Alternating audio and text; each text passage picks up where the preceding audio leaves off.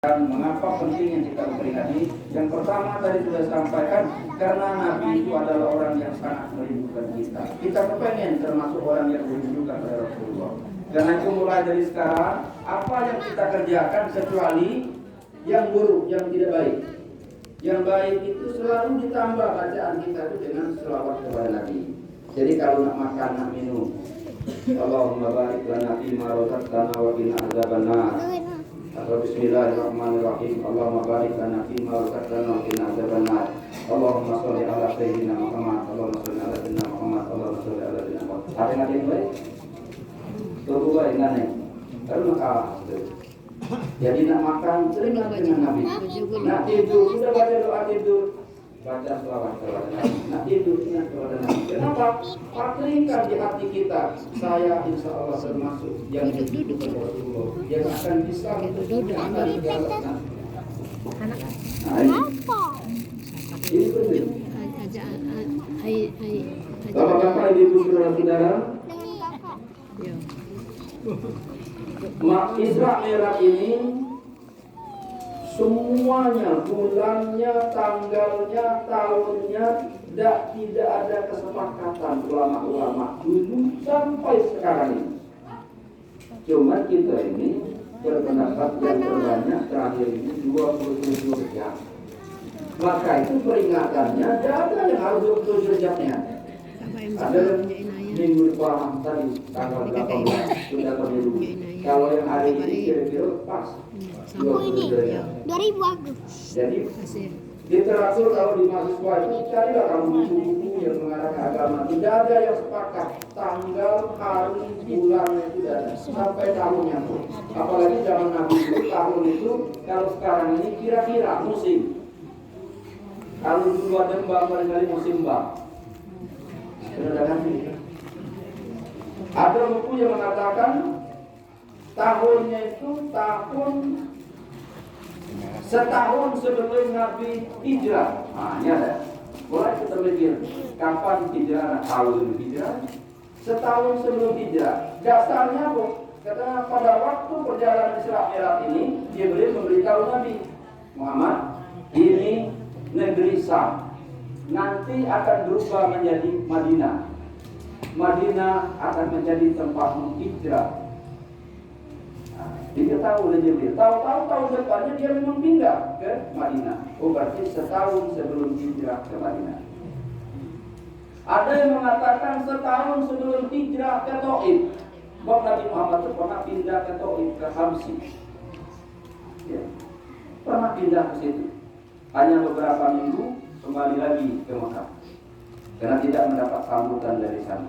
Nah, itu terjadi Nabi berumur kira-kira 55 tahun. Jadi ada lagi yang mengatakan tahun ke-9 setelah Nabi diangkat menjadi Rasul. Jadi Nabi diangkat jadi Rasul ketika dia berumur 40 tahun. Mendapat wahyu dari Allah Subhanahu wa taala sebagai SK pengangkatan jadi Rasul. Jadi itu, jadi tidak perlu nak sampai mendetailnya. Jadi kamu ada penceramah lain, penceramah di masjid itu ini, tapi di masjid minggu depan lagi sampai dah. Memang itu tidak ada kesepakatan kepastiannya tanggal dan bulannya ini. Nah, tapi di sini kita memperingati 27 Rajab. Lalu Bapak Ibu Saudara-saudara, terjadinya siang atau malam? Nah, ini terjadinya Mi'raj Nabi Muhammad itu malam. Memperingatinya boleh malam, boleh siang. Jadi jangan balahan. Woi, memperingati Maulid Nabi di Isra Mi'raj itu malam, karena dia itu terjadinya malam, tidak usah. Tidak harus malam. Siang jadi jatuh juga dia. Dari mana tahu bahwa Isra Mi'raj Nabi itu malam? Tadi dibaca oleh Qari itu. Nah, ada baca di bangkai itu Quran, tumpangnya tadi mau yang itu. Subhanalladzi asra bi'abdihi laila. Maha suci Allah yang telah memperjalankan hamba-Nya Muhammad sallallahu alaihi wasallam pada malam hari. Artinya yang dibaca tadi Langsung juga tahu Pak Bu, dengan ayat yang dibaca itu galak tuh aneh. Maka adik-adik mahasiswa yang ada di Sika, ya buat kamu tadi di dusun ada ke tausiah, baca ke ayat Quran itu diarti terus anak kamu jauh-jauh. Arti itu ayat, uang dusun juga paling senang. Arti itu jadi baca itu bagus. Namun tidak tahu artinya dibaca dari biasa lah. Subhanalladzi asra bi'abdihi laila. Maha suci Allah yang telah memperjalankan hamba-Nya Muhammad sallallahu alaihi wasallam pada malam hari. Kalau untuk berdusun di jalan malam hari itu sesuai namanya melor. Belum datang. Berusaha nak tanya kemana saya ngandul ke itu. Coba melor. Dia bukan dia tuh melor bersihan sampai malam. Melor itu malam. Kalau melor dia.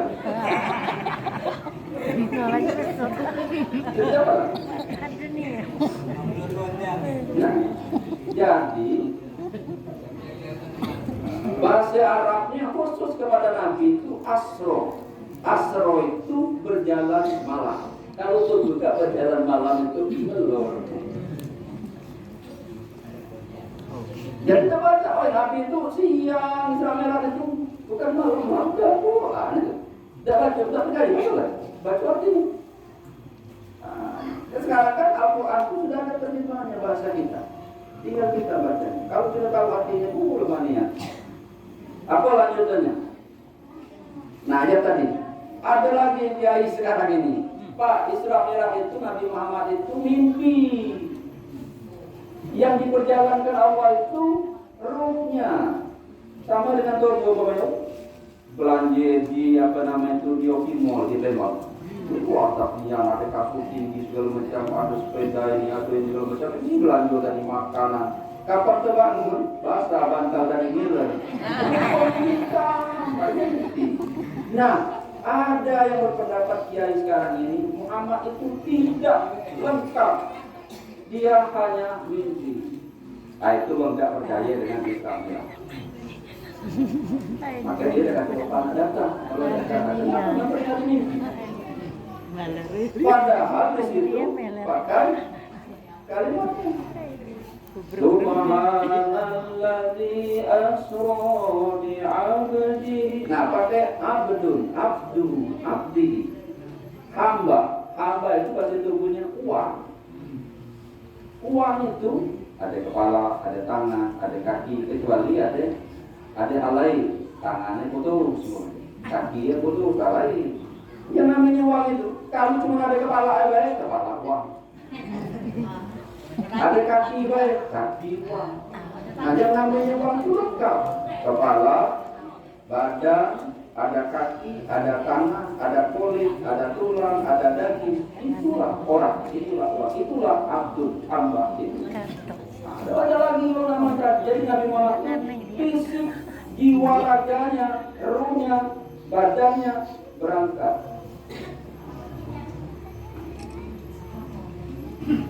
Dari mana ke mana?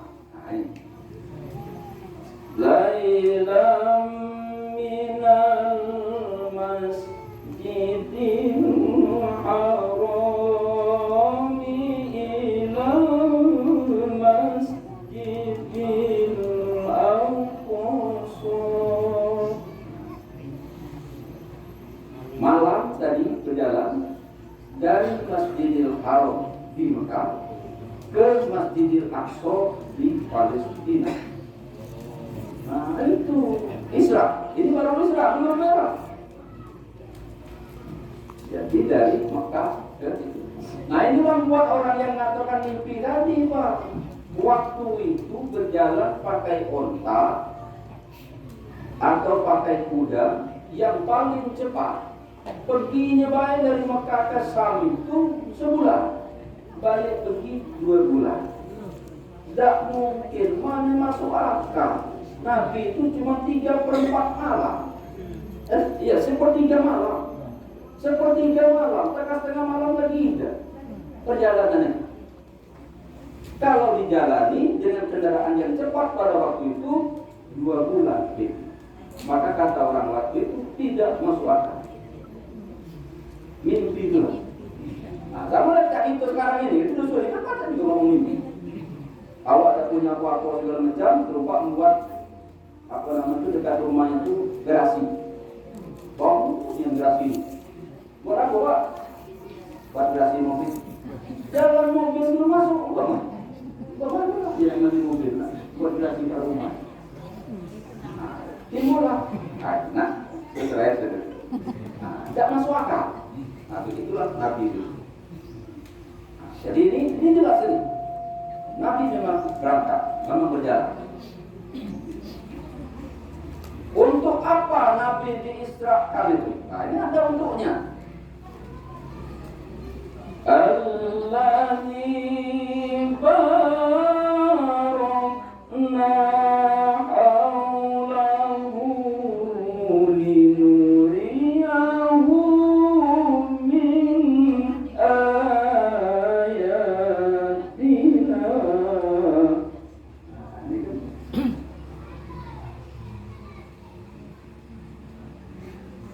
Allazi barakna haulahu. Kami akan berkahi di sekeliling perjalanan itu. Linuriyahu min ayatina, agar kami memperlihatkan sebagian tanda-tanda kebesaran kami. Kami di situ adalah Allah. Pak, kalau kita membaca Quran itu tahu lagi. Saya kasih lagi, Pak, orang sombong hidup di dunia ini. Oh, itu dosunku. Wah, iya gue. Tuhan lagi ngomong kami. Tidak yang bukan atau bukan ke alam semesta ini Tuhan.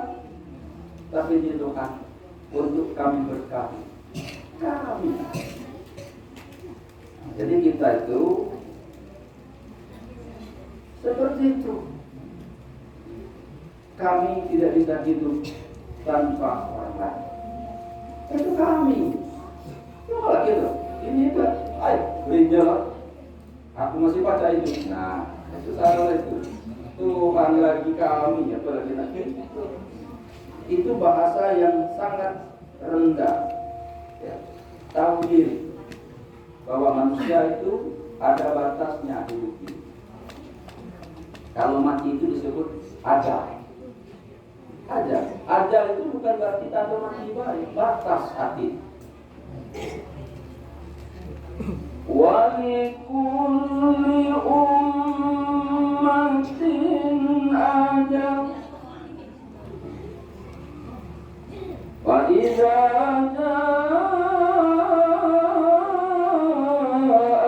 ajaluha la yastakhiruna wa la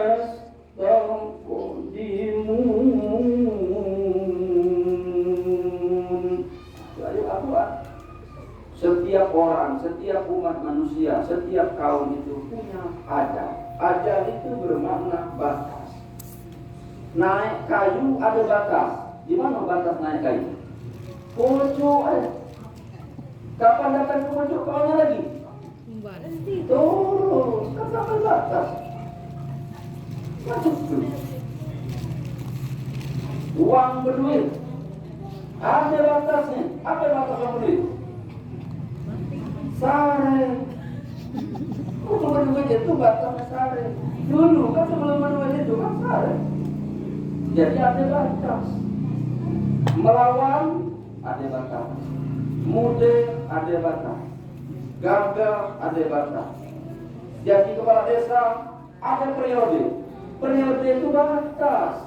5 tahun, 6 tahun seperiode. Kalau 2 tahun, 2 periode, 10 tahun. Habis 2 periode, berhenti. Kalau dimulihkan calon lagi, nyalon lagi. Ada batasnya. Tidak pasti batas. Wah, nyatakan batasnya seumur hidup. Ada batas juga seumur hidup. Dikiranya lama seumur hidup.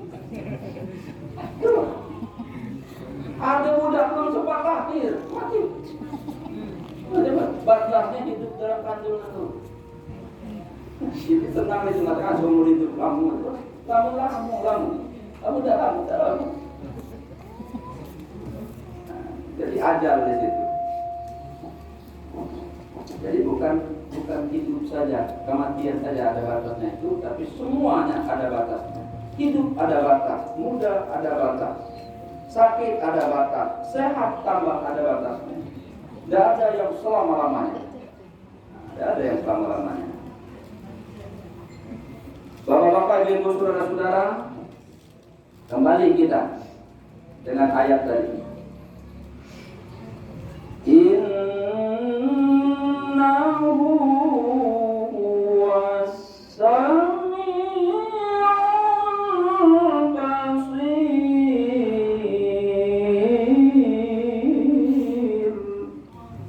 Sesungguhnya Allah maksudnya Maha mendengar lagi Maha melihat. Terdiam tubuh, tertunduk tubuh, perisap penemuan tubuh, masih dapat penemuan Tuhan. Perisap tubuh, pengelian tubuh, masih perisap Tuhan. Tubuh tahu yang terlalu baik, belakangan tubuh belum tentu taraman baik, belakang tambah tak tahu. Tuhan keseling-keling, tubuh belum ngomong Tuhan tak tahu, tidak tubuh itu ya. Ada yang manggut-manggut tidak senangnya dengan ceramah. Ada yang kepengen nak ketemu, ada yang Pak berhenti lah, bener aku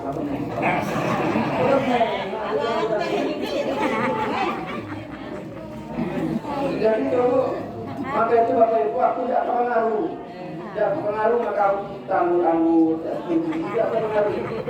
Ya, aku yang pegang omongan Pak Kades tadi tidak dibatasi. Jadi sekarang tidak sampai jam berapa berhenti. Jadi udahlah kamu nak ngambek apa dia? Ini kaget apa lagi? Tidak laku udah. Kalau kamu tidak mau itu baca lagu.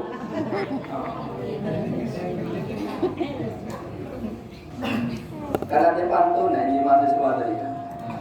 Tap Tanjung Batu, sebelah Ilori Tanjung Atas. Bapak Ibu duduk mantap-mantap baik, soal waktu ada di penjara. Duduk mantap-mantap, tak perlu nganggur-nganggur. Yang penting kapan aku tak berhenti. Kalau kamu sanggup menunggu aneh, aku yang tak sanggup. Keren kami tadi berjalan dari lewat situ boleh lewat makan bangsa. Jalannya pas-pasan tembok. Malam hujan, malam. Aku pas kali kelabut sampai ini kan. Jadi tidak tahu kan. Kemudian Bapak Ibu Saudara-saudara, inilah perlunya. Itulah ilmu, bukan ya. Ustaz Abdul Somad memang kuliah di situ dengan jabatan ahli ceramah segala macam. Aku cuma baca ngaji. Nah dari ngaji itulah pasti sampai. Kau senang. Jadi aku tadi, kamu tidak percaya, oke Quran. Kamu tidak percaya kali ini adalah Quran. Kalau ceramah kematian serius ya, aku tanya kata sulit. Ceramah dengan doang umroh, macam itu. Kamu tidak percaya coba. Mati itu jemput dalam kuburan itu lemah. Buktinya ada tak waktu tubuh ikat mati dia balik ingat dia kata ayah boleh tak nak tadi kamu ada yang ratusan tahun jangan balik. Kamu dalam mana ini berarti lemah mati.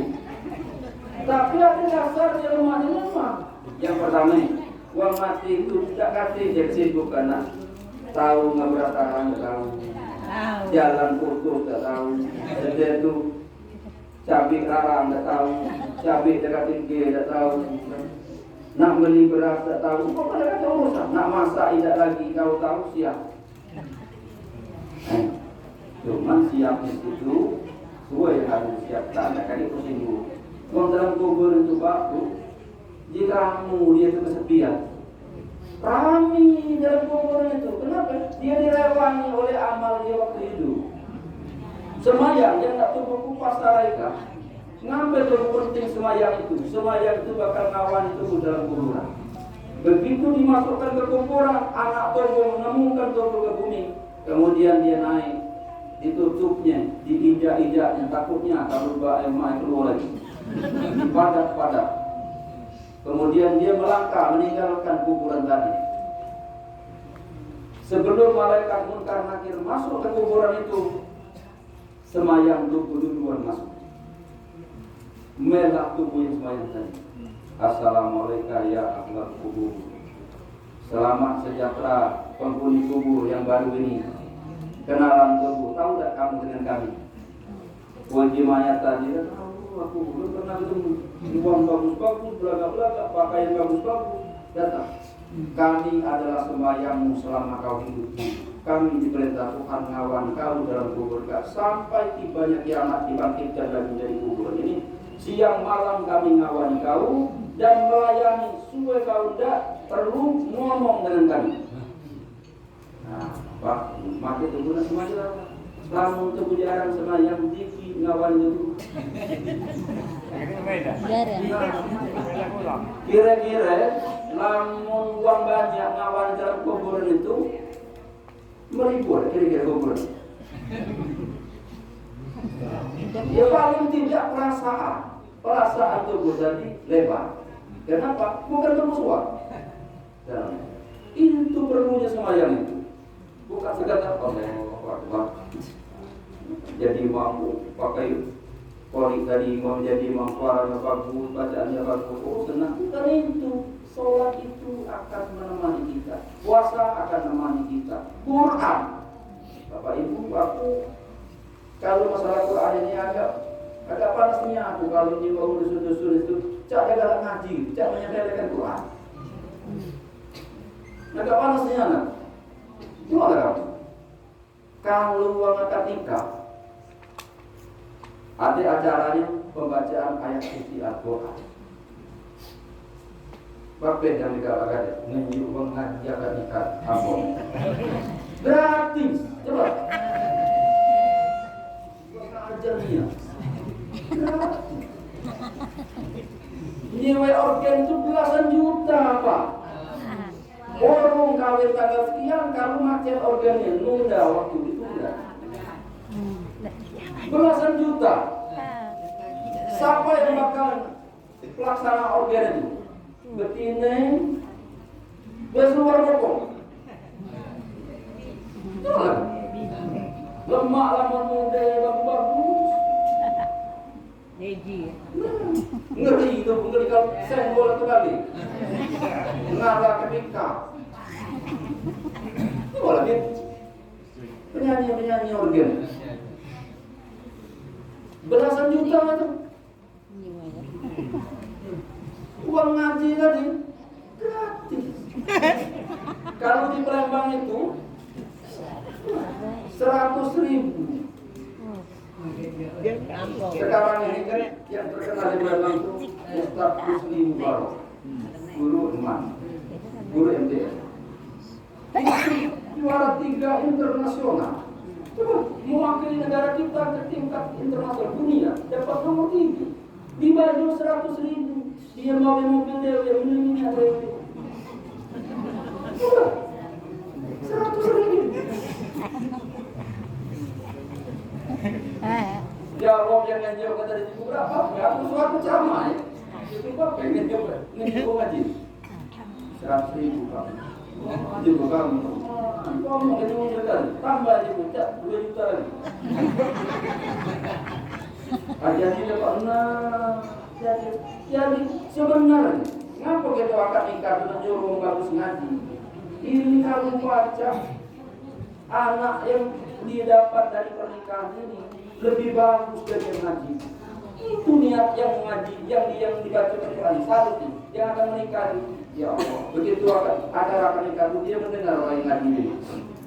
Bagusnya, bagus suaranya, bagus bacaannya, bagus orangnya. Ya Allah, jika kami nanti diberi keturunan, kami minimal sama dengan polik atau polik aktif. Itu. Ini maka itu sekarang ini Pak Yola yang paling banyak jadi biduan. Daripada mengaji. Kenapa kapal mereka kapal kali ini kan jadi dua kali? Kalau kurang kali akhir jadi dua itu lah.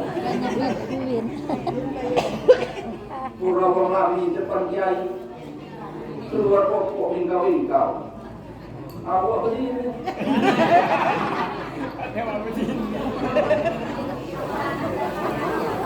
Aku campaknya Pak, ini selama pernikahan di Bandung itu campaknya. Waktu bukan kerja di luar negeri kali berkajian nanya boleh nggak bini ngomong cuma tapi dah tu kalau bukan baik memakan baik. Dia tu jiwa tadi menghormati ceramah itu luar sekali. Para ikhwa, para imam, para ikhwah. Kapan mulai acara nomnya naik waktu rokok tadi. Turun dulu kaki minta duit, minta sedekah. Kapan menyanyi aku turun itu kan? No, marah itu bukan megang tangan itu bukan ngajak menyanyi. Boleh muncul minta duit. Nah, jadi akhirnya Bapak Ibu saudara-saudara, anaknya kan kapan punya anak pengantin itu, ke situ lah ayo jadi biduan kan. Kapan mati, mana dulu yang diperlukan? Mana-mananya waktu imam. Nah, tubuh tadi ke kolok depan, dihadapkan ke kiblat. Kalau nak sembahyang menutup kan anak, bunyi anak banyak. Mama ini menjadi biduan kan?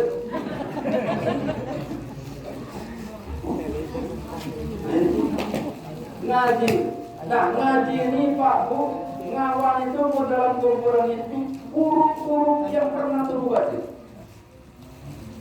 Setiap saat tuh mengaji, setiap hari itu baca Quran, banyak huruf yang pernah terbuat itu ngawal itu dalam kumpulan. Bukan ngawal ibadah, dia melayani kita. Ketika dia masih hidup, ayat-ayat Quran itu, huruf-huruf Quran itu membela kita, jadi benteng itu. Kalau dulu Koji belajar ilmu kebal, pergi ke gunung itu, pergi ke jauh, segala macam belajar ilmu kebal. Sebenarnya ilmu kebal itu baca Quran, kalau pada hafal Quran itu lebih dari ilmu yang dapat dari guru. Kenapa? Allah menjamin Al-Quran akan memberikan syafaat.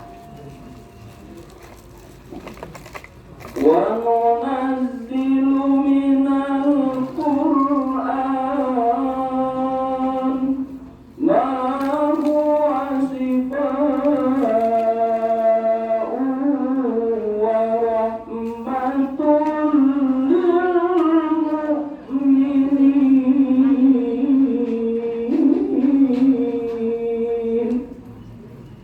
Diturunkan Al-Quran itu, Tuhan. Kami turunkan Al-Quran itu untuk menjadi obat semua penyakit, termasuk penyakit bunuh. Coba macam dia kata berat kata segala macam kata. Kalau baca ngaji dong. Uang lewat di depan mata bocah percaya yang menurut berat. Padahal dia kuning waktu orang mau ngaji dia bilang aku mau ngaji. Dia percaya artinya tidak butuh. Banyak bu, orang punya mobil, punya motor, punya duit banyak, pati banyak, tapi butuhnya apa? Akal. Huruf-huruf Al-Quran itu akan bersama pembacanya setiap saat, termasuk kita dari sini, kita dalam perjalanan. Maka jangan heran terjadi kecelakaan terbalik kereta. 3 gerbong terbalik. Semua penumpangnya mengalami luka parah dan luka ringan. Sekian yang meninggal dunia, cuma 1 yang tidak apa-apa. Wah, ini kita orang hebat. Apa jadi mau? Rupanya budak alumni pesantren. Apa Quran? Itu masih hidup. Ketika akan disambut, akan dicabut nyawanya, Al-Quran ini di depan diberitahu Israel, kau akan dicabut nyawa si Ali. Betul, saya ditugaskan Tuhan mengambil nyawa si Ali. Silakan, tapi jangan macam-macam. Jangan kau samakan dengan orang lain yang kukawal ini. Dia adalah saudara, dia adalah ahli Al-Quran. Dia tahu nih. Dia doa tadi. Kemudian ketika akan mandikan semuanya dituntun oleh huruf-huruf Al-Quran. Sampai kita dimasukkan ke kuburan, dia menyelinap di dalam kain kafan kita yang almarhumah tadi, ikut huruf-huruf Al-Quran tadi masuk ke dalam kuburan. Ini membela kita. Ketika Munkar Nakir masuk akan bertanya, kamu Munkar Nakir? Ya, kamu siapa? Saya huruf-huruf Al-Quran yang dibaca oleh jenazah ini. Saya adalah saudaranya dan pembelanya. Ada ibu saya. Nah, coba. Kita punya pembela huruf Al-Quran. Jadi jangan sampai kita tidak bisa membaca Al-Quran. Belajar. Sekarang sudah terbuka, kita bukan seperti zaman dulu. Datangkan guru ngaji ke sini. Ya. Belajar ngaji itu sangat penting. Warahmatul lil mu'minin, menjadi rahmat bagi orang beriman. Al-Quran itu yang disebut tadi tidak butuh tadi. Bapak-bapak, ibu, saudara-saudara, kita sudah tahu dari mana waktu Isra Mi'rajnya itu malam. Siapa yang Isra Mi'rajkan Nabi Muhammad? Dari mana? Dari Masjidil Haram Mekah ke Masjidil Aqsa. Kemudian untuk apa? Untuk diberkahi sekelilingnya. Lalu untuk diperlihatkan sebagian tanda-tanda kebesaran Allah Subhanahu wa Ta'ala. Bapak, ibu, saudara-saudara, sebelum terjadi peristiwa Isra Mi'raj ini, Nabi Muhammad itu mengalami peristiwa yang besar luar biasa yang tidak mengenakan, disebut dengan berduka. Maka dikenal Nabi pada waktu itu dengan tahun duka cita bagi Nabi, Amul Huzn, tahun duka cita, tahun bersedih bagi Nabi.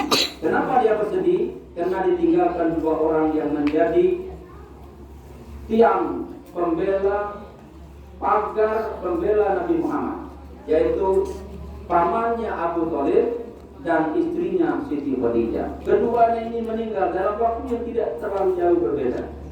Begitu sedihnya Nabi. Bagaimana dengan istrinya? Istri Nabi Muhammad yang bernama Khadijah itu adalah istri yang paling taat kepada suami.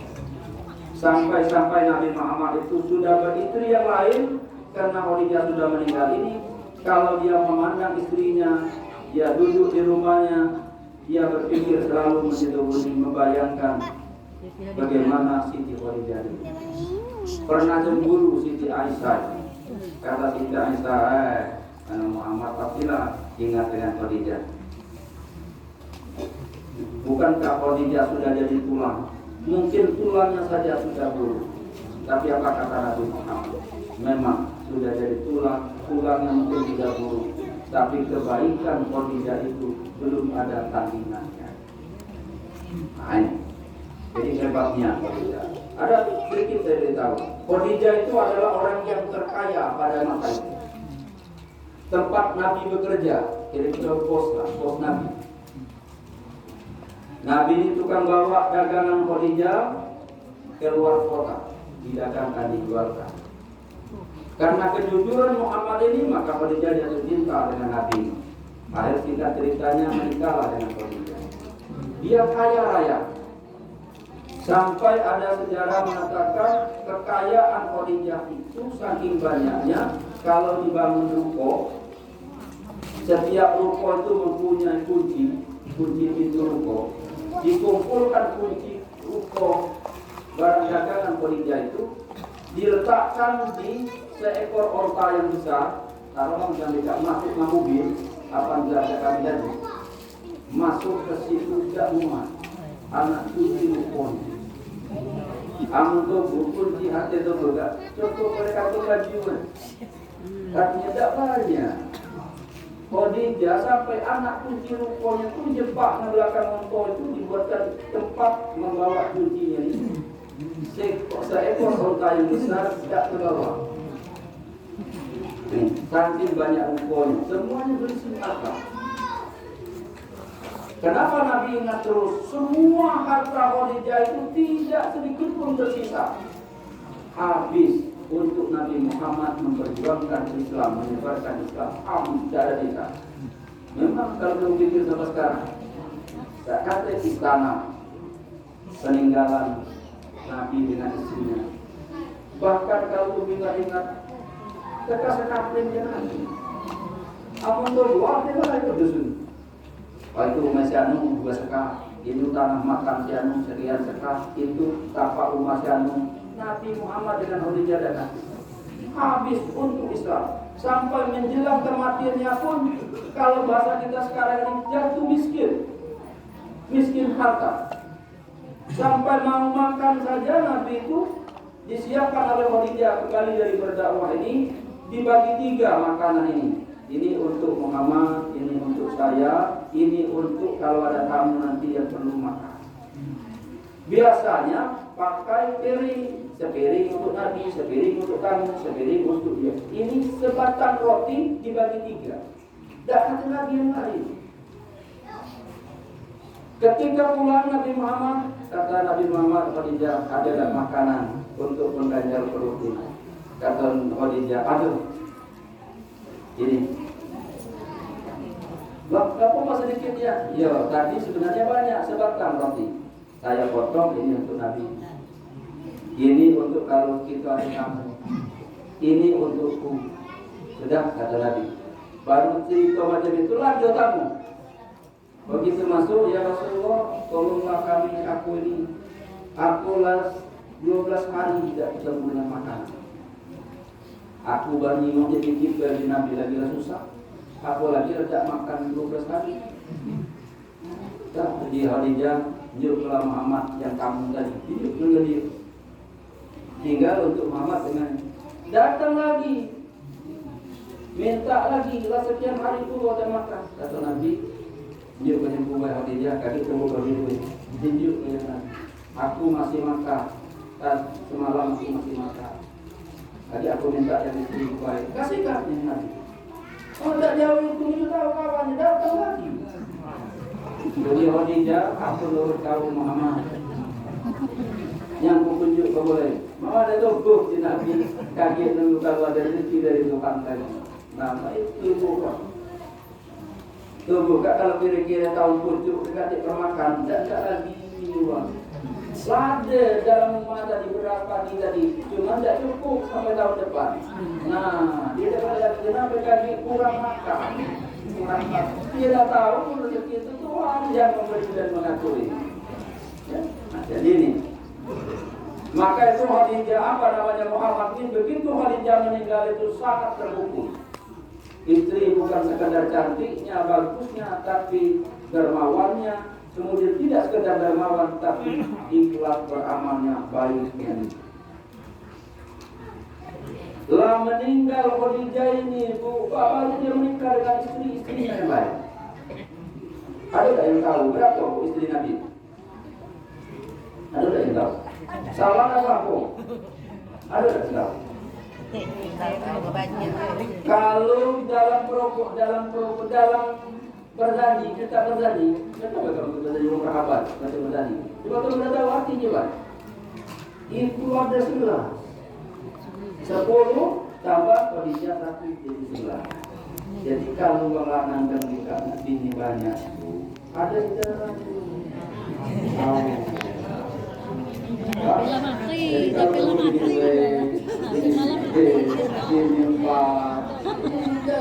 tidak ada murtad jatuh. Tidak kafir kan, cuma kafir kamu ini tinggi. Aulah dia. Tidak sesuatu saja itu kamu uang yang datang dan menjadi uang tahan bini sikok dari aku yang tak bini banyak tak datang dari kita tahu bahkan ini tak tahu. Al-Quran pun nganjurkan kalau lanang itu ada kemampuan kira-kira hebatnya, kuatnya. Surat An-Nisa itu kan dibaca kamu belum nak kawin selalu dibaca. Boleh 4 ini. Nah makanya Nabi 10-11 tadi, itu sudah baca menurut Nabi 10-11 menurut Quran paling banyak 4. Kenapa Quran perintah Tuhan, omongan Tuhan ini Nabi. Situasi pada waktu itu zaman Nabi dulu beda.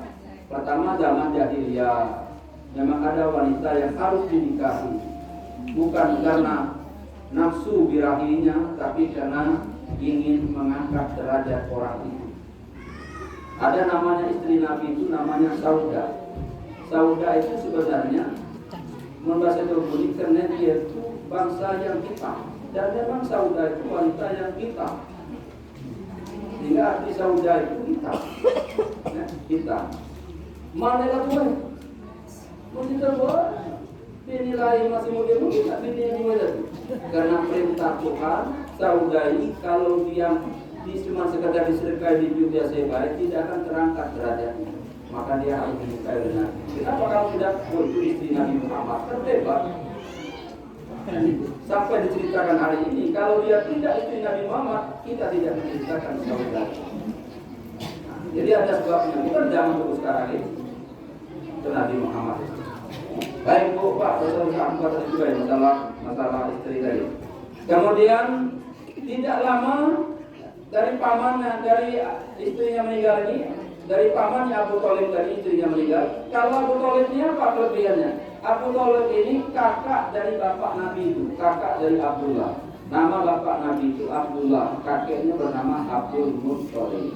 Maka itu aku agaknya tunjuk ceramah mereka, karena ceramah cerita cucu. Abu Nabi, yang drama, jadi kalau kamu nganggur-nganggur, cak cocoknya itu wajar. Karena yang drama itu gede. Kalau dia ngomong tadi ya, iya namanya baik. Abdul Muttalib. Sebenarnya Abdul Muttalib itu namanya ujungin, gede dulu. Kalau yang begini namanya Fatimah. Fatimah itu berdulur dengan Gede Badari, dulu gede juga berdulur dengan Dulu Jupar, dan Gede Jupar, itu dulu gede kan. Nah, jadi kami lanang itu namanya Abdul Muttalib. Oleh keluarga kami itu dulu, Abdul Muttalib itu orangnya jujur, sedih itu tidak banyak lakunya. Begitu ada cucu aku tadi, ingat jaga susah namanya. Namanya kita namanya gede. Kalau wujud ini jujur tak gede lah. Nah, orang dulu itu lahir ada Sabtu, malam Sabtu namanya Sabtu. Maka itu namanya orang itu ada Selasa, ada Rabu, ada Kamis, ada Jumat. Sesuai hari lahir. Bulan itu ada lahir bulan Muharram namanya Muharram. Jangan dulu. Jadi dia Abdul Muttalib. Siapa yang mikir-mikir lagi? Kemudian mereka ini banyak kali-kali ya. Kalau jika ada yang itu masukkan air timbulan namanya John Kennedy. Balik kemana John Kennedy itu? Balik ke Padang pula. Padahal John Kennedy itu uang barat itu. Nah ini.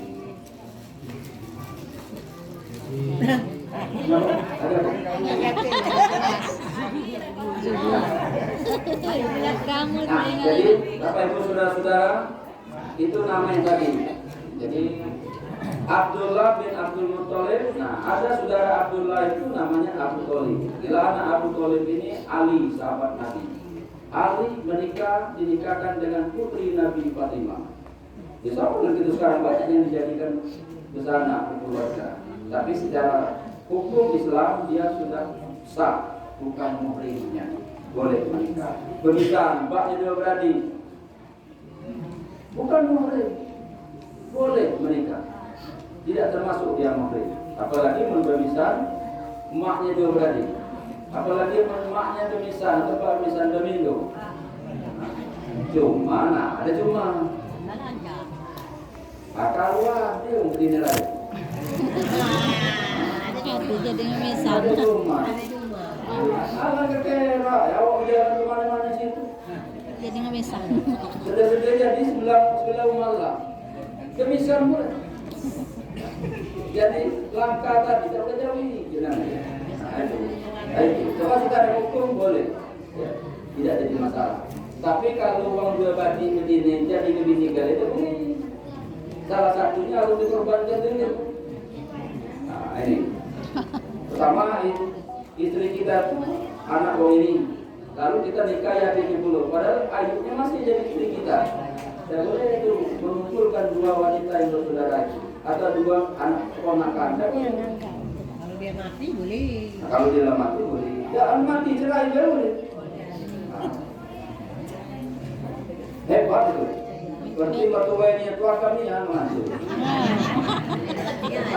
Lah cerai masuk.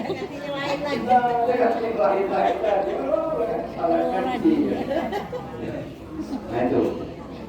Jadi, tapi kalau mertua ada boleh. Maka dekat kas mertua. Sekali jadi mertua selamanya jadi mertua. Walaupun istri kita meninggal, istri kita sudah cerai, itu kas mertua itu dekatnya kas mertua itu mertua itu. Karena dulu istri anaknya itu jadi dengan saya. Dia tetap mertua. Jadi dekatnya itu pun tak kawin sama mertua. Tidak rumah. Tak kawin dengan mertua. Bapak-bapak, ibu, saudara-saudara, selanjutnya dalam ini mulai dia Nabi nak berangkat Isra Mi'raj. Nabi nak berangkat. Dalam sejarah itu Nabi itu dibelah dulu dadanya, dioperasi. Kenapa dibelah dadanya? Untuk menghilangkan kotoran yang ada di dalam dada Nabi itu. Kemungkinan ada sifat hasutnya, sifat dengkinya, sifat sombongnya. Nabi saja kalau tidak dibersihkan ada sifat hasut dengki itu. Maka oleh malaikat dioperasi, dibuang, dibersihkan lalu diganti dengan ilmu dan iman. Ya, ilmu dan iman. Kemudian setelah itu Nabi disiapkan dengan kendaraan. Didatangkan kendaraan dari surga, namanya borak, barkun. Barkun itu artinya kilat, maksudnya kendaraan yang sangat cepat, kecepatannya secepat kilat. Bahkan suara mesinnya pun cuma berdelai. Kalau motor, kayak motor. Kalau borak itu les, kapan dia berdelai setelah sampai, saking cepat. Nah, maka itu terjawab. Nabi itu kendaraannya borak. Kalau tadi onta, sebulan pergi, sebulan balik. Nabi ini kendaraannya borak. Di surga disiapkan dari surga dan tidak pernah dipakai nabi yang lain, apalagi Wong Yesus. Maka itu sampai hari ini tidak ada second. Nah, jangan kamu pikir beli borak kendaraan Nabi itu kalau yang second, tidak ada. Kendaraan itu gaib, tidak bisa dilihat oleh kita yang lain selain dari Nabi. Disiapkan Tuhan, kemudian disiapkan pengawal Jibril, penunjuk jalan, pengawal, backup, pembacking Nabi Muhammad. Tidak ada orang yang bisa ganti. Dengan kejuaraan yang cepat berteles tadi, Nabi langsung meninggalkan Mekah, sudah sholat isya. Kemudian jika ceritanya dalam perjalanan banyak sekali sekitar perjalanan tadi, salah satunya beliau melewati perkampungan kuburan, tercium bau kuburan yang harum. Jibril bawa itu. Dia tahu Muhammad ini kampung kuburan, berarti bau kuburan. Izinkan saya untuk mencari, untuk mengenalinya mana kuburan yang berbau harum itu. Padahal terbangnya tinggi. Diturunkan, diledakkan borak tadi, lalu Nabi turun mendekatkan mukanya, ini kuburan yang harum.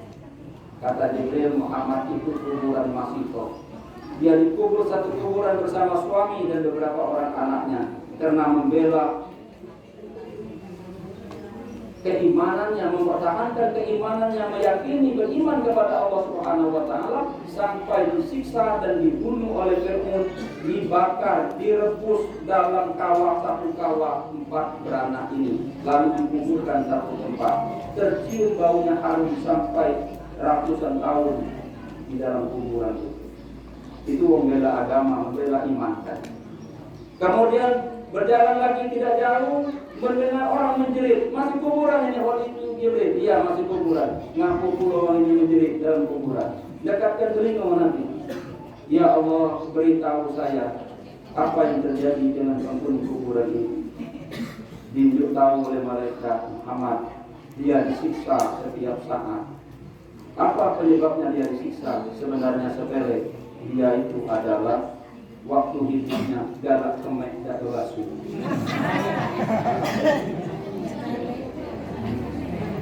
Uji Nabi Jibril, lanang apa begini? Lanang Muhammad. Jadi itu yang galak dan basuh kemek itu lanang.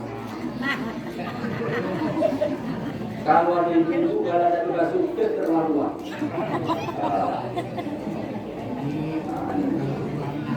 Baru Umi belum lahir.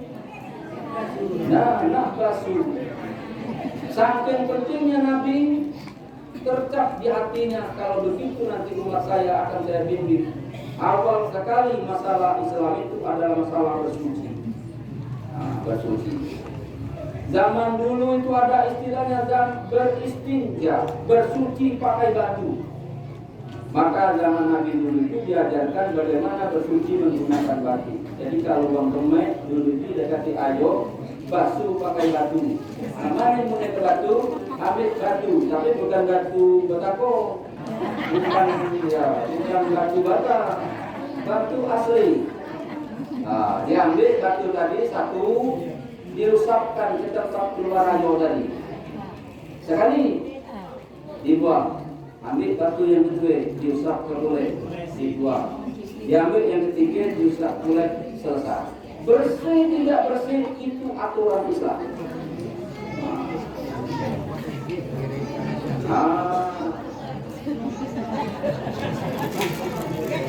Kalau coba sama mereka, alam namanya kan nama batu, pakai batu. Lalu dah katanya ayo itu pakai tisu, kan mau tisu kemana-mana. Kalau dah kata tisu mau sapu tangan, gua jalan-jalan sapu tangan. Makanya jangan sepinjaman sapu tangan. Kalau dah kata sapu tangan, motor kuning melewati kebun, ambil daun kayu. Untuk ngelak, daun pisang, kan lebih aman daun pisang. Lama daun ke atas, kalaunya kaki ketai. Sementara tak daun kemadu, tambah lagi.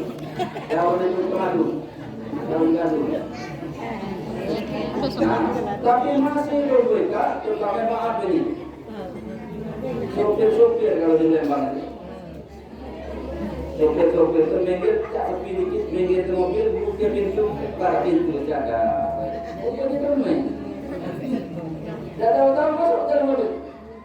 Dia latih, atau basuh itu, nah, lokal lah kawan masuk kebun kayak jadi disiksa. Nabi tahu, maka Nabi begitu pentingnya dibuatlah aturan bersuci. Bersuci kalau tidak ada air, ada tayamum. Kalau berwudu itu kalau tidak ada air, pakai tayamum, pakai debu, pakai tanah. Jadi kalau semayang, apa ada semayang aku dikatakan ayo mau itu pakai tanah, pakai debu. Nah ini, jadi berwudu pakai tanah. Ada aturnya, tidak dilumuri semuanya dengan tanah. Termasuk mandikan jenazah. Kalau tidak ada air, pakai tayamum. Nah ini. Nah itu aturannya dalam Islam bersuci. Kemudian Bapak Ibu Saudara-saudara, kita cerita sedikit dengan waktunya. Lalu Nabi ini sampailah ke Masjidil Aqsa. Dari Masjidil Aqsa, Nabi menjadi tinggi berkata Jibril ke ngada ke borak itu. Kata Nabi Jibril, borak itu terpakai, kendaraan tadi terpakai. Amun tahu mobil kunci. Jangan tidak dikunci. Padahal zaman Nabi dulu berkali lembahnya dia mengamali. Tapi tetap borak tadi diikatkan, dibuat tempat diikatkan. Nak kemana kita kata Nabi? Kita nak naik ke langit. Nah, dari Masjidil Aqsa naik ke langit itulah yang namanya mi'raj. Mi'raj itu naik. Mulai langit pertama, kedua, ketiga, keempat, kelima, keenam sampai langit yang ketujuh. Habis langit yang ketujuh naik lagi namanya mustawa. Mustawa inilah tempat Nabi menerima wahyu, melaksanakan sholat 5 waktu. Langit pertama Bapak Ibu Nabi diajak oleh Jibril. Begitu sampai ke pintu langit pertama, notok pintu langit tadi, assalamualaikum penghuni langit pertama ini. Dijawab dari dalam Adam alaihissalam. Waalaikumsalam. Siapa di luar? Aku Jibril. Dengan siapa kau? Aku bersama Nabi akhir zaman Muhammad sallallahu alaihi wasallam. Langsung dibuka pintunya, langsung disilakan masuk, langsung dipeluk oleh Adam. Ya Allah, ya Rahman, ya Rahim, saya bisa berjumpa dengan Nabi akhir zaman. Alam kebelaga kau Muhammad bin Nabi Adam. Kami kata Jibril tidak lama Adam, cuma mampir mengenalkan kau baik. Kami diundang Tuhan naik ke langit yang ketujuh langsung ke mustawa. Silakan. Muhammad ini adalah manusia yang pertama kali diciptakan Allah Adam. Nabi Allah bin Adam. Dari Adam inilah dijadikan Siti Hawa. Naik lagi langit kedua. Notok pintu mengucapkan salam, dijawab dari dalam. Siapa di luar? Saya Jibril bersama Muhammad. Dibuka, silakan masuk. Ini Nabi Muhammad akhir zaman, Nabi terakhir. Kapan dijemput Nabi Isa dan Nabi Yahya menunggu pintu langit yang kedua. Nabi Isa. Nabi Isa itu adalah manusia yang berbintang maknya, bin Maryam. Dan nanti buang bin Ma, bin Bakar itu. Ali bin Rosidi. Nah, padahal maknya Rosida. Dan disebut Ali binti Rosida. Jadi bin itu selalu laki-laki, bapaknya, emaknya dari mana? Pakai itu ada cerita orang ngawinkan anaknya, dia usah laki-laki, kamu ngawinkan atau buku, kamu dia namanya itu, itu kamu lagi. Kapan ada peluru di siapa? Dia peluru nanti bapak dia ngawinkan siapa? Kemana ada pak? Pesan mau cuma. Kalau nak ngambil beli lagi, nama itu tambahin namanya keuntungan. Jadi saya mudah. Di pengurus, tidak apa-apa, tapi jangan pakai ungkapan kita. Waktu nyebutkan panitia, nyebutnya pembawa acara. Si Aini putra tunggal dari pasangan bapak dan ibu itu. Jadi waktu nyebutkan akad disebut. Nah, tidak terhal tadi. Kalau masyarakat tidak pernah. Karena ini anak itu bukan uang luar ini. Tapi dalam aturan pernikahan memang macam itu. Jadi Sianu kalau menikahkan dengan perempuan nama Sianu, anak Sianu dengan mas kawin dia. Tidak disebutkan anak mbaknya Sianu, maknya Sianu. Tidak. Jadi mbaknya wajib. Nah, itu. Di Nabi Isa ini Isa bin Maryam. Kalau ada waktu mereka dan minta bin maknya, nah itu perlu diselidiki. Mana ceritanya? Mak dia dekat baik. Lalu yang langit ketiga, langsung langit ketiga bertemu dengan Nabi Yusuf. Begitu buka pintu kata Nabi Yusuf. Nabi yang terkenal dengan satu kelebihan diberikan oleh Tuhan, sangat tampan. Kalau perempuan sangat cantik. Jadi sangat bagus Nabi Yusuf. Setelah langit ketiga, naik lagi langit keempat bertemu dengan Nabi Idris. Langit kelima ceritanya bertemu dengan Nabi Harun. Langit keenam bertemu dengan Nabi Musa. Langit ketujuh bertemu dengan Nabi Ibrahim alaihissalam. Di langit keenam ini Isa dan Musa berpesan kepada Muhammad dan Jibril. Nak kemana kamu ini? Kami nak nemui undangan Tuhan, menghadap Tuhan di mustawa di atas tanah. Oh, barangkali ada hadiah menjadi Muhammad kalau dipanggil Tuhan itu pasti ada hadiah. Aku kepengen tahu apa hadiahnya. Nanti kau balik atau lagi ke bumi lagi, jangan mati lagi di sini. Maka nanti ketika akan pulang ke dunia lagi, kembali ke bumi lagi dari peristiwa Israel ini, mampir lagi ke Nabi Musa. Itu Musa. Kemudian yang keenam, yang ketujuh langit ketujuh Nabi Ibrahim. Nabi Ibrahim itu banyak ajaran Nabi Muhammad itu adopsi daripada ajaran Nabi Ibrahim. Ngubur uang mati, mungkus uang mati, mandi ke uang mati. Itu nyontoh bagaimana sejarahnya Nabi Ibrahim dulu. Maka itu kalau masuk ke jenazah kuburan itu Bismillah millati ala Ibrahim. Masuk ke jenazah itu. Baca Bismillah millati ala Ibrahim. Dengan nama Allah, saya melakukan ini seperti ajaran Ibrahim. Ada lagi yang penting, ajaran Nabi Ibrahim itu bersunah. Bagi lanang nikah bersunah itu nyontoh Ibrahim. Karena sebelum bersunah kan dia masih bukti. Kalau Nabi Muhammad dalam waktu 1 minggu, dalam seminggu itu Nabi Muhammad itu dipotongkan akikah, disunah, ditunjuk nama yang bagus, dicukur atau digunting rambutnya, kemudian ditawafkan ke keliling Ka'bah oleh kakeknya Abdul Muthalib. Ditunjuk nama yang bagus Muhammad itu pun dalam masa 1 minggu. Jadi kalau bertanya dengan Pak, bagusnya nyembeli akikah itu sudah umur berapa dalam seminggu? Karena itu ada hadisnya. Bagaimana mendudak salah besok? Allah itu ada berapa? Daripada tidak. Bagaimana mau dia tak besok Pak? Tak lemah. Nonton tak payah digendong jalan. Nonton baik budak di berhabar tu. Tak lemah. Bagaimana berkor tak akan kadewek Pak? Tempat dia motong kambing dewek atas nama dirinya sendiri akikah. Nah di punya itu aku sudah tahu dekati pelajaran yang sampainya. Sebab akikah itu uang tua itu bersyukur dengan Tuhan dapat juga dipotong jenis akikah. Kalau dibutuh gula tua menyembeli kambing itu bukan akikah, nunggu biaya haji berkorban. Empat namanya dulu karena ayat Qur'annya inna a'toina kal kausar fasolli li rabbika wanhar. Allah telah memberi kita banyak karunia rezekinya, karena itu kita disuruhnya sholat dan berkorbanlah. Nah, sampai kemana Pak kalau mengorbankan orang tua itu dulu?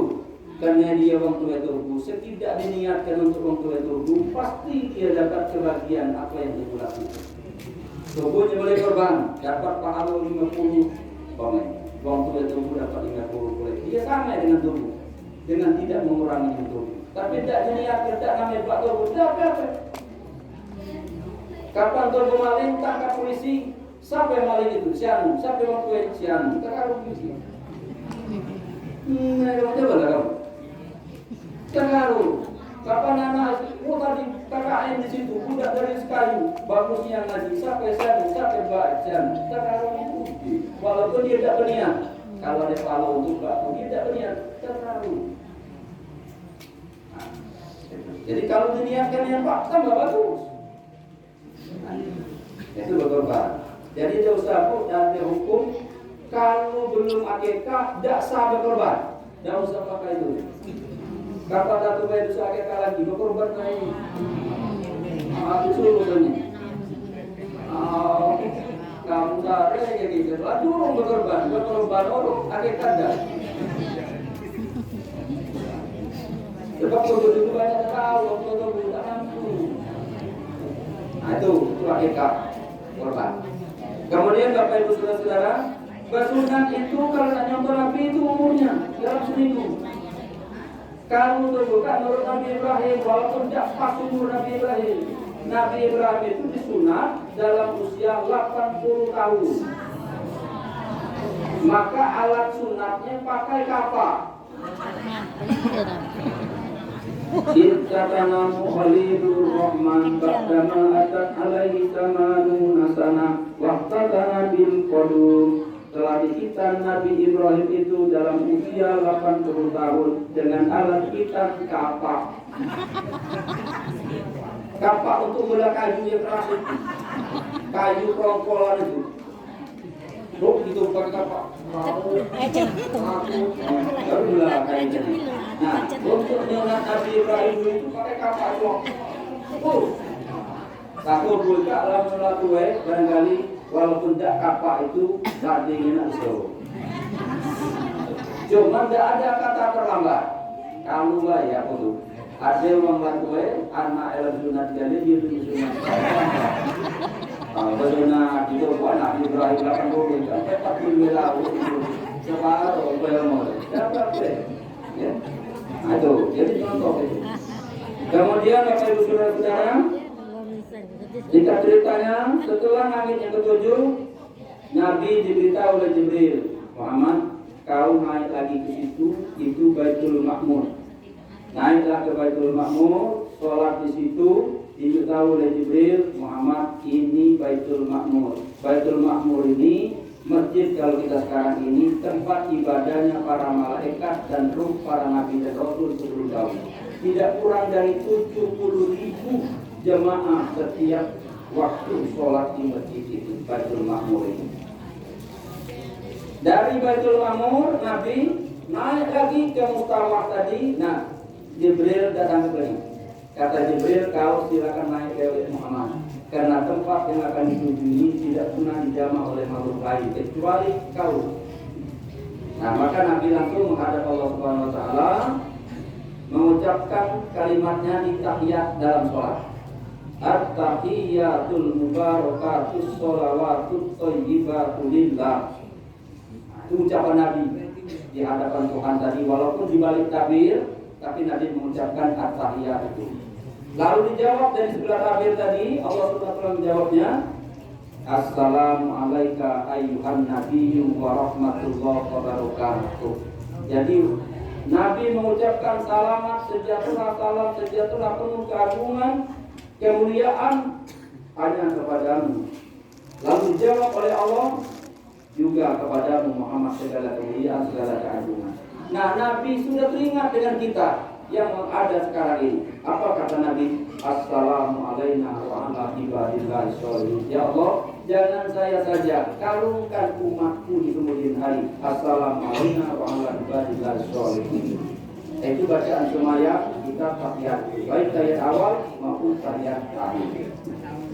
Nah, ini. Lalu Nabi disebutkan wahyunya itu, Muhammad, kau dan umatmu diperintahkan mengerjakan sholat 50 waktu. Setelah menerima itu, Nabi permisi dengan Tuhan, balik lagi menemui Jibril, turunlah ke bumi. Kita ceritanya, sebelum turun itu Nabi teringat dengan pesan Musa tadi, ngadaplah Nabi Musa. Aku sudah menemui Tuhan, aku oleh hadiah dari Tuhan. Kata Muhammad, aku dapat perintah dengan umatku sholat 50 waktu. Mati Muhammad. Umatku di kemudian hari kecil-kecil, kami besar-besar lagi, sekali seminggu lagi terganggu.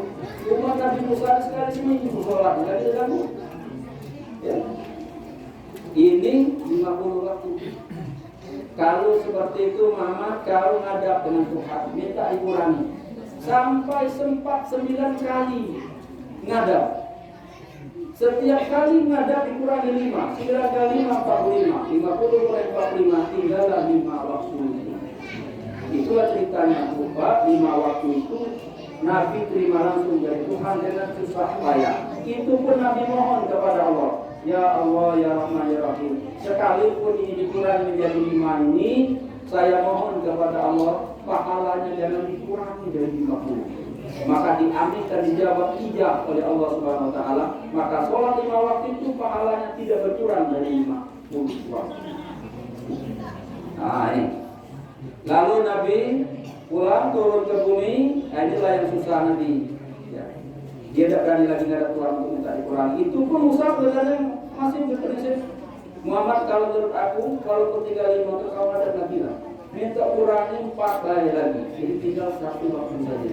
Jawab Nabi, aku tidak ulang lagi karena aku malu dengan Tuhan. Yang kedua, maknanya aku balik ke bumi lagi, suai nak ngomong ke dengan Tuhan. Ada hasil nikah pun gua masih tidak percaya. Aku istakmilah. Bapak Ibu saudara-saudara, amun benar jam itu kita lagi ya, terberiti lagi dulu. Jauh lebih lah. Aku nak nyampe ke sholat dulu kan. Sholat nikah. Tunggu cerita Isra Merah, tapi sholatnya tidak selesai. Tapi kapan zuhur berhenti dulu. Malam mulai dulu. Nyeramah sembahyang, buang sembahyang, terus masih nyeramah. Nah, sekarang sholat 5 waktu. Bapak Ibu saudara-saudara, rukun sembahyang itu 13 perkara. Mulai dari berdiri sampai kepada salat. Nah, maka dulu zaman dulu ada guru-guru ngajar itu kita tuh rukun 13. Nah, itu rukun di kiblat, itu sembahyang. Ya. Nah, yang penting-penting kita ikuti dalam sholat itu.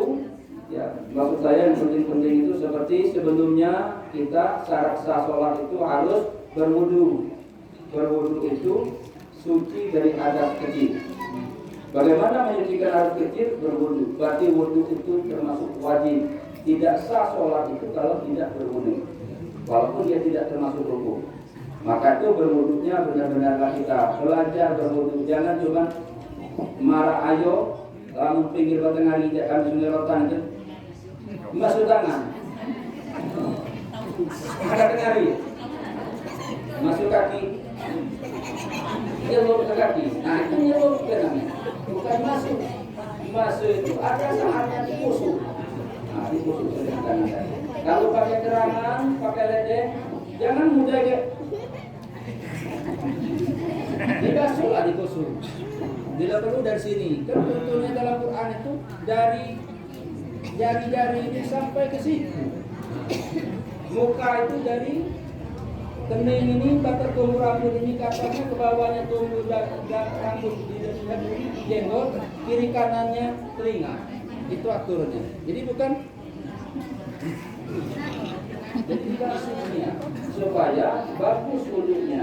Insya Allah sholat juga akan bagus. Nah, mulailah sholat. Sholat ini Bapak Ibu Saudara-saudara hukumnya wajib.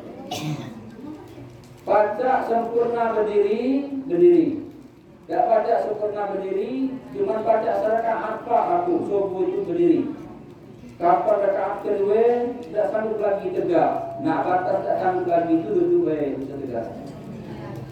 Serakaat boleh baca tu. Lepas rakaat kedua, nak berangkat rakaat kedua itu jangan lagi berangkat, tidak duduk. Teruskan sampai selesai rakaat kedua dari dalam keadaan duduk. Kalau 3 rakaat maghrib juga seperti itu. 2 rakaatnya baca tegak, rakaat terakhir terbaca lagi duduk. Teruskan saja. Tapi jangan sampai kita itu merancang. Ayah usul itu, nak duduk banyak sembahyang. Asek sare kerja, asek sare. Ada dirancang dari 2 hari sebelumnya. Jadi kapan sesuai?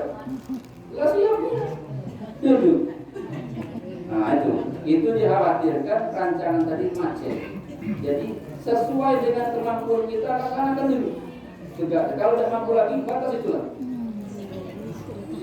Dan sembahyang tak baca lagi duduk, baca nyender.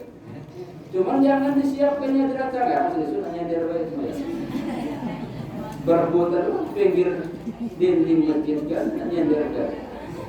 Nah, itu maksudnya yang tidak sanggup, tidak mampu dan boleh semampu kita. Sampai terakhir sekali terguling itu niatnya baca sembahyang, bacian sembahyang. Kamu tidak baca lagi bacian, kaki uang dulu, bacian dulu.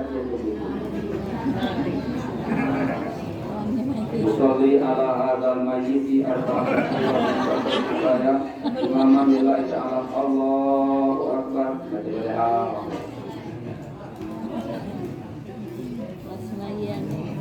Ada yang bertanya, Pak, kalau terjemahan komat itu ngadap kemana ya, Pak? Bingung tuh. Maka jawaban yang paling jujur, kemana ya? Ya boleh tahu dulu Pak. Nah itu kalau mengabai kalau salah. Jadi nyunga.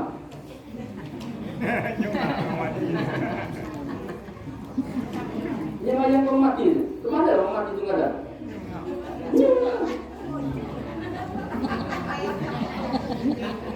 Kalau ngoburkannya di merenggak, dihadapkan sebelah.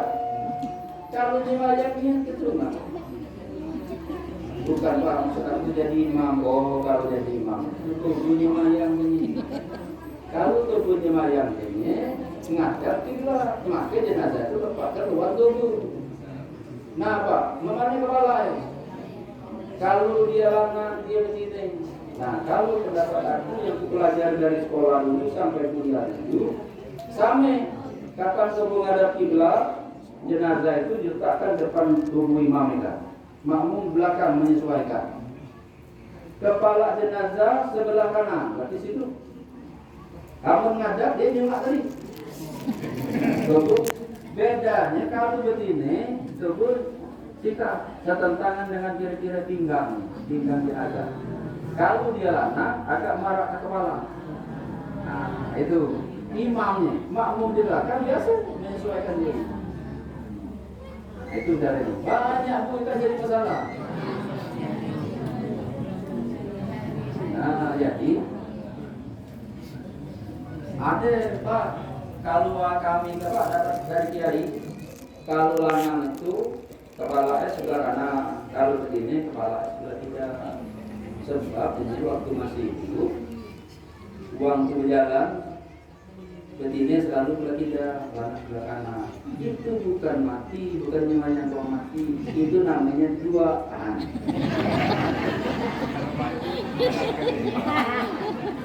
Kalau uang duaan selalu lanang di sebelah kanan. Karena lemak dia belah betina tadi, jadi terbuka selalu begawe itu lanang kanan.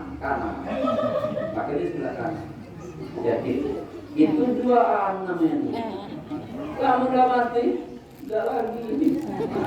Cuma jangan bakar, jangan apa gitu.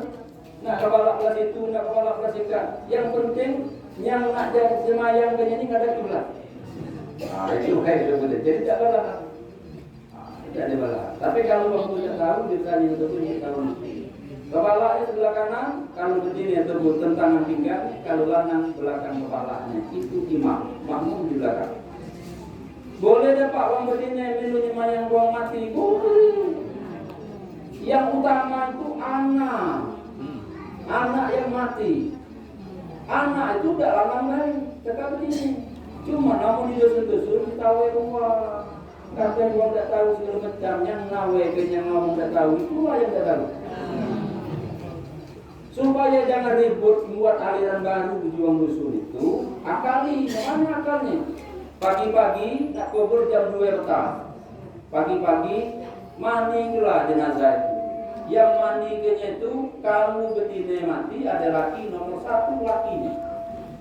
Namun di dusun tahu ruang dah kan di lanang mandi betina. Belai lakinya. Nomor 1, kalau lanang mati ada bini, nomor 1 mandinya itu adalah bini. Nomor 2, anak-anaknya putra putri lanang begini. Jika ada 3 bahan, tidak boleh anak begini mandi kebal. Nah, setiap putra masyarakat kamu jawab tuh kata ya anaknya kan ini. Nah itu. Nah supaya jangan ribut di dusun kata membuat aliran baru, sebelum luangkan tuh mandi kelak. Nah, sebab yang mandi ke jenazah itu bukan datang membanya, yang mandi itu bininya atau lakinya, kemudian anak-anaknya, kalau dia lebih bini laki kurang tenaga, mantunya, bininya tadi. Nah, itu jadi mandi ke dulu pagi-pagi, sedes main subuh mandi ke lambak subuh tadi, mak subuh tadi, itu balik berarti. Bungkuslah, jadi orang lain yang mati yang beli. Sedia dibungkus, semayangkan dulu oleh tobat berarti anak-anak tadi. Sudah disemayangkan, bahkan ada orang lain yang tidak disemayangkan, silakan, tidak ada terjadi masalah. Ini uang lain gale ngurus pak tubuh mati, uang lain gale ngurus mak tubuh mati. Sudah gale dulu. Nak minta katakan anak yang soleh, anak yang solehah, jauh, bukan soleh-solehah, salah, anak yang salah. Jangan berpangat ini juga. Jangan pak. Melarang dong nak mandi ke mak mati. Kedalangan tadi awak bujang nak mandi ke mak mati. Dulu waktu maknya dia masih kecil sampai di dalam bujang itu, mak mandi ke dekat pantangan duitnya anak bujang itu. Kenapa? Itu adalah murtinya yang tidak bakal wudu. Kalau orang lain. Nah tapi kalau tidak ada keluarga yang dekat, maka keluarga yang jauh. Tidak ada keluarga yang jauh dekat di sana. Uang yang sejenis dengan jenazah itu. Kalau begini, kalau sana. Yang jadi imam, yang pertama sekali anak, bukan laki. Kalau tubuh mati, dineka ada laki ya di anak. Anak kalau ada semayang. Anak begitu yang di depan jadi imam, bukan laki itu. Dan apa yang dikatakan dalam hadis itu, apabila mati manusia itu anak Adam itu tinggal 3 perkara yang tidak terputus. Pertama, amal jariah, kedua ilmu yang bermanfaat, yang ketiga anak yang soleh yang mendoakan. Uang mati, sholat adalah mendoakan uang mati. Bacaan sholat jenazah itu semuanya doa. Baca lagi ulang-ulang. Kamu tak boleh kata itu jawab. Ada mau tidak sah kau begini kau lama. Mama mau punya anak begini kali 13 ekor begini kali. Uang lain dibayang. Kenapa tak boleh ngomong ini? Kalau kesian nih, kan kesian anak banyak begini kali. Nah ini jadi anak. Akal lima itu punya kalian sebelum mulai. Kalau ada yang lain dibayangkan terima kasih. Tidak menjadi masalah karena sudah jelas. Ini siapa penting lawan lain. Nunggu uang dari klien baru tak maju sampai yang itu di belakang tu. Itu dulu pernah baca dari kawan pedagang kasih urusan.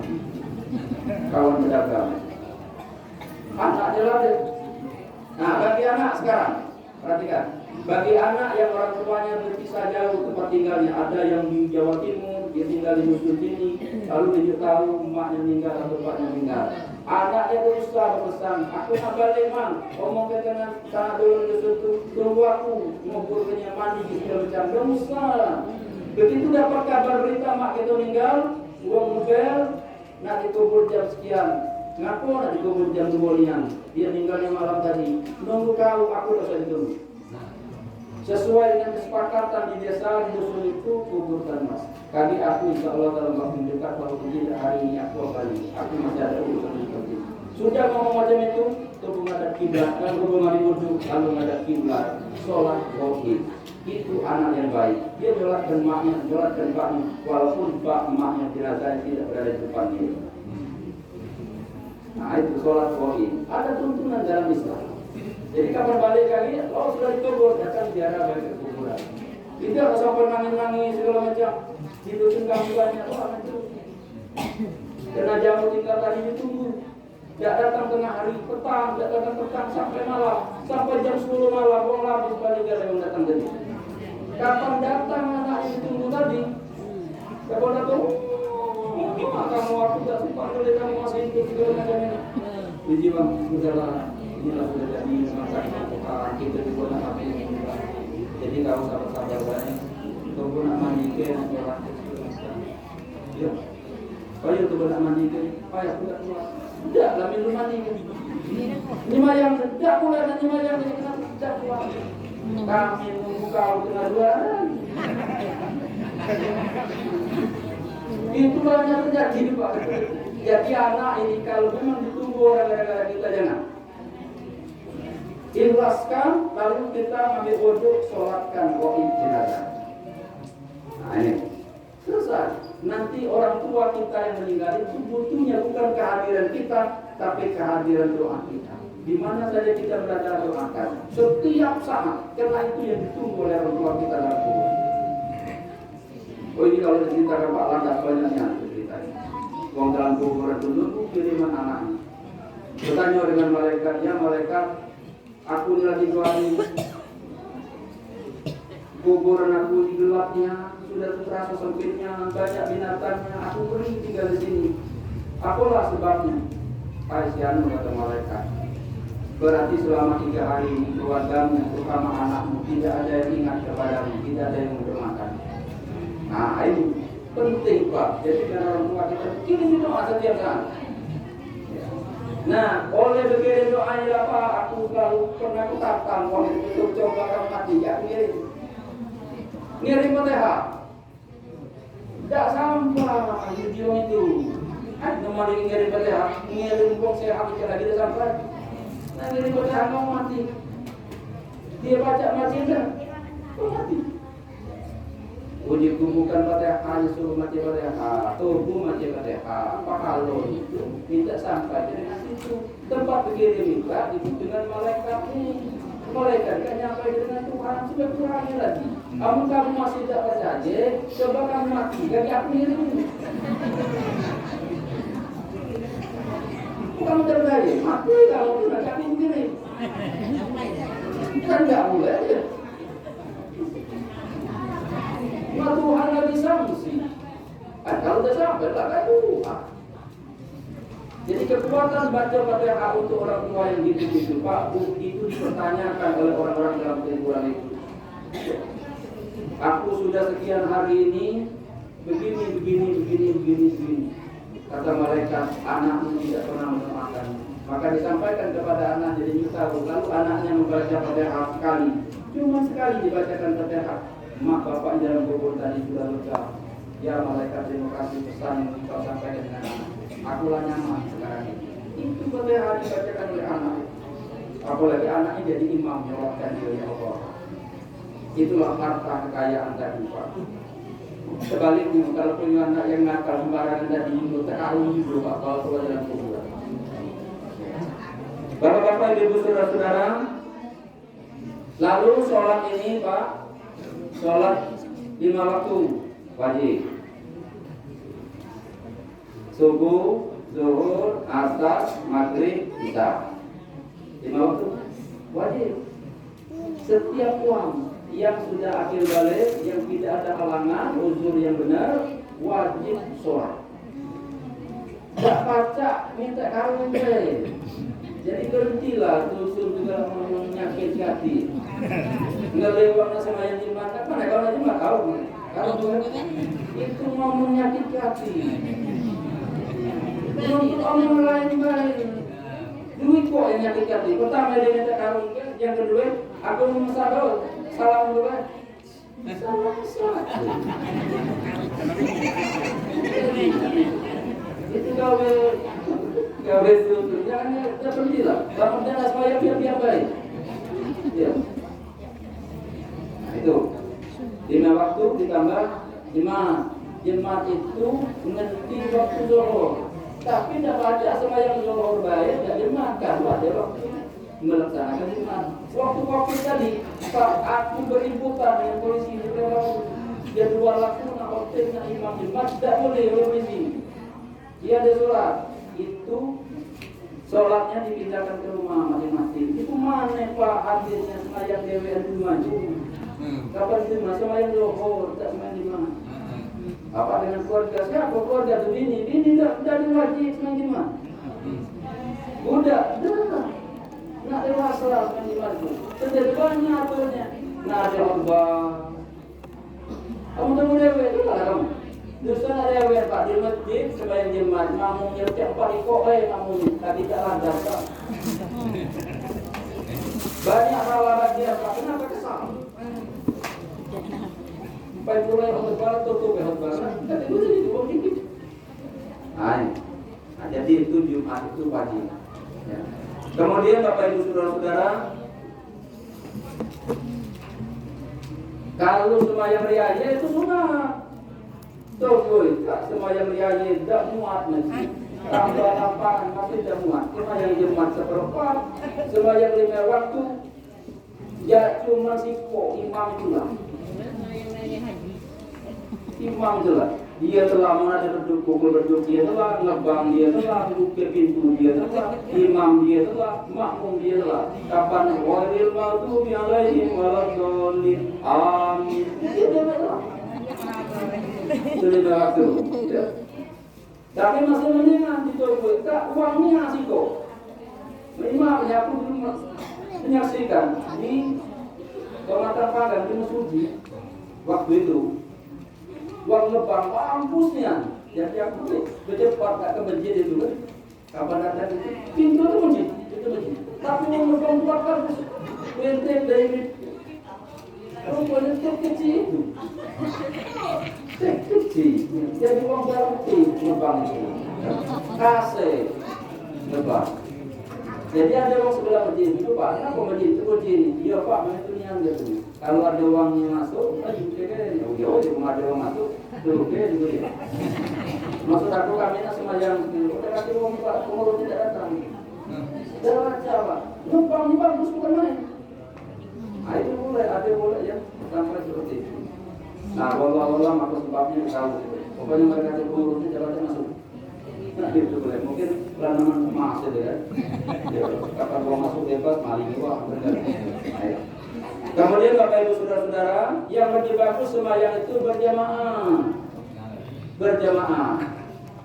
Sekali sembahyang uang berjamaah lebih bagus daripada 27 kali sembahyang DWA. Nah, coba kamu tahu setiap waktu berjamaah kali kelima waktu banyak pahalanya. Banyak yang bakal ngawal itu di dalam kuburan kaki. Nah, ini 27. Banyak. Sampai dengan uang bujang. Maaf ya mahasiswa.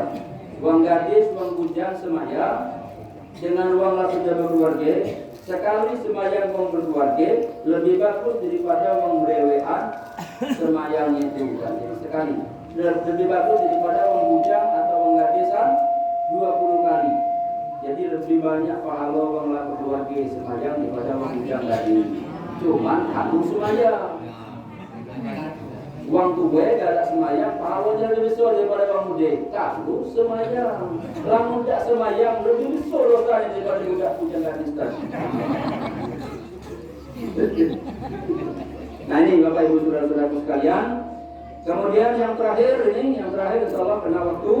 Yang terakhir ini pahala manfaat gunanya sholat itu. Yang pertama, sholat ini membedakan kita dengan orang yang bukan beragama Islam. Kapan dia sembahyang, meskipun dia tidak ngomong aku Islam, kapan sembahyang pasti orang Islam, dia sholat juga. Kalau bukan Islam tidak sholat, mungkin namanya yang lain. Kemudian yang kedua, sholat ini bukan penentu amalia yang lain. Haji, umroh, puasa, sedekah, berkorban, tapi tidak sembahyang. Nih. Sedekah adalah haji sudah, umroh sudah, tapi tidak sembahyang. Sembahyangnya di Mekah lah, dengan di Madinah. Ini penentu. Artinya apa? Kalau sholatnya bagus, itu akan menentukan bagus tidaknya amal yang lain. Ada hadis Nabi yang mengatakan, awwalu ma yuhasabu ala abdihi yaumal qiyamah as-sholat. Yang pertama kali yang akan diperhitungkan di hari kiamat nanti dari amal manusia itu adalah sholatnya. Kalau sholatnya baik, maka semua amal yang lain akan jadi baik. Tapi kalau sholatnya rusak, buruk, maka semua amal yang lain menjadi tertolak. Nah ini, jadi sholatnya penentu. Jadi jangan tidak sholat. Pak, bagaimana sholat yang bagus itu? Ya banyak sholat yang bagus tadi. Tapi kita pokoknya sholat. Yo. Jangan nak nunggu bagusnya, nak pakaian rapi, nak tempat yang di masjidnya, nak di musolanya, di kali balan di tempat boleh. Ya, pokoknya itu kerja ke sembahyang. Tak baca di awal waktu, tengah waktu. Tak baca tengah waktu, di ujung waktu. Tak baca 5 waktu, 4 waktu. Tak baca 4 waktu, 3 waktu, 2 waktu, sewaktu, atau jumlah kali. Ya, bisa. Gara-gara oleh mana yang bagus tadi lagi tidak sewaktu itu tidak sholat. Itu adalah yang menilai sholat bukan kita manusia, bukan kiai, bukan ulama, bukan pak kades, tapi yang menilai adalah Allah Subhanahu wa taala. Nabi itu semalam-malam Pak nangis memikirkan wahyu yang disampaikan Jibril, Muhammad, kau dan umatmu sekali saja seumur hidupnya sholat diterima oleh Allah, diridhoi oleh Allah, hapuslah semua dosa yang sudah dan yang akan datang. Semalam Nabi nangis, jangan-jangan pertanda sholat itu tidak ada yang diterima. Nah ini, jadi kita tidak tahu Pak, kita di masjid, rajin sholat di masjid, ada orang yang tidak pernah ke masjid, di sholat di rumah terus. Nah tahu-tahu sholat itu yang diterima, sholat kita dekati yang diterima. Kalau kita sibuk pikirkan apa sholat yang baik, sholat yang baik, tidak tahu Pak. Maka Pak ibadah ini, semua ibadah itu ibaratkan kita masak tajur. Ngomong tajur tadi, pasang situ, pakai perahu, pindah situ, pasang situ. Balik sudah selesai. Pagi sudah nak mulai kalau mau jurut tangkap ikan. Tidak tahu kan masak yang mana kalau tangkap ikan. Nah itulah ibadah ini. Yang mana sholat itu Tuhan tidak tahu. Tapi sholat. Kalau tidak sholat tidak bakal diterima. Bapak Ibu Saudara-saudara, kemudian dengan mendirikan sholat, insya Allah dalam hidup ini akan menjadi teratur hidupnya, seperti teraturnya waktu sholat. Sampai tidur pun tidak susah kita nak ngatur tidur. Sampai waktu pun jam berapa kita selalu ingat dengan waktu karena kita akan sholat. Jadi ini bagus ibadah sholat itu. Kemudian badan kita bersih. Karena setiap waktu kita minimal berwudu. Kalau mungkin setiap waktu kita mandi. Kalau hidup ini dibasuh 5 kali dalam sehari semalam, aku yakin bersih. Kuku pun tidak akan kotor, kuku pun tidak akan panjang. Jadi tidak kita kaki, kuku kita segala macam. Kenapa? Karena timbulnya bersih. Nah semacam ini, timbulnya dibiarkan kotor. Jadi kalau kelihatan orang terapi bersih bagus, pastilah dia ibadah. Nah, ini jadi itu Bapak Ibu Saudara. Saya sebenarnya masih ladas ngomong, masih banyak yang nak diomongkan. Tapi kita sudah doa. Saya mohon maaf kepada Bapak Ibu Saudara sekalian karena bagian grup saya adalah termasuk bagian dari Wong Sulika, keluarga dari Sulika. Mungkin tidak hanya hari ini saja saya dihadirkan ke sini. Tidak usah neman, nak ngundang, nak nyari mana tempat Pak Ustaz itu, tempatku. Pak Kades tanya ke Pak Kades nomornya di cukup di Berulai, kami datang. Karena itu tadi, di dusun itu menyenangkan dibanding dengan di kota. Apalagi kami lah, lama diam di kota, tetap balik ke dusun. Nak mancing lemah, nak segala macam lemah. Nah, jadi mungkin di kesempatan yang lain kita bisa berjumpa kembali. Mudah-mudahan dengan apa yang saya sampaikan hari ini menjadi kenangan terus dan kepengen yakin nak mengundang kami. Lamulah habis sampai selesai, kita mengundang. Kaki ada kesempatan yang lain lagi. Itulah yang dapat saya sampaikan. Saya mohon maaf kalau ada hal-hal yang kurang berkenan, mungkin cara ngomongnya kasar dan memang saya makhluk yang kasar walaupun badannya kecil. Ya, sehingga omongannya pun menjadi kasar. Ya. Terima kasih atas perhatiannya. Wassalamualaikum warahmatullahi wabarakatuh.